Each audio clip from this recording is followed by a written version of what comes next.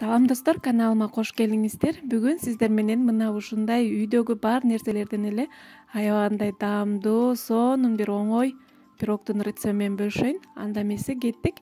Эң биринчи бизге жумуртка керек болот. Жумуртканы кичине көбүргүчөктү ушундай кылып миксерлеп алабыз. Андан кийин акырын кичинеден шекерибизди кошуп баштайбыз.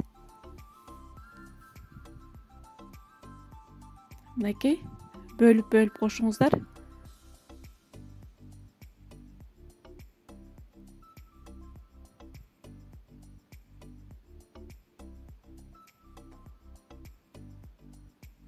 Мынакей, биздин жумурткабыз көбүрүп аппак болуп чыкты.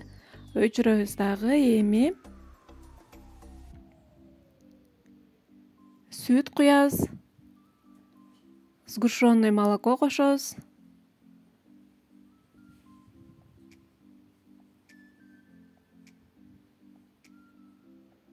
Кошуп алдык. Эми кадимки эле тамакка кошуп жүргөн өсүмдүк майынан ушундай аш кашык менен үчөөнү кошобуз дагы. Унга разрыхлителди кошуп, аралаштырып, массабызга кошуп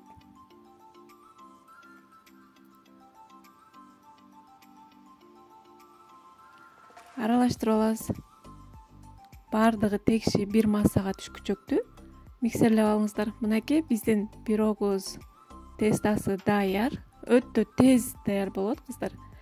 Эми бул жерде менде диаметри 22, 24, 20 да бышырсаңыздар болот.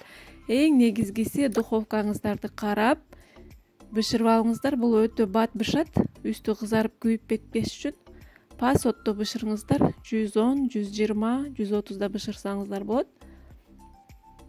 Мынакей, биздин пирогубуз даяр болуп бышып чыкты. Мен үстүн ысык кезинде сгущенкадан коюп, грек жаңгагынан сеп, малина менен коздоп койдум. А сиздер болсо өзүңүздөрдүн табитиңиздерге жараша коздоп койсоңуздар болот. Аябагандай даамдуу, оңой, башы оорутпаган, тез жасала турган сонун пирог, кыздар, жасап көрүңүздөр. Мынакей, көрдүңүздөр, аябагандай назик, сонун болуп пышкан. Көңүл бурганыңыздар үчүн чоң рахмат. Кийинки көрүшкөнгө чейин аман болуңуздар.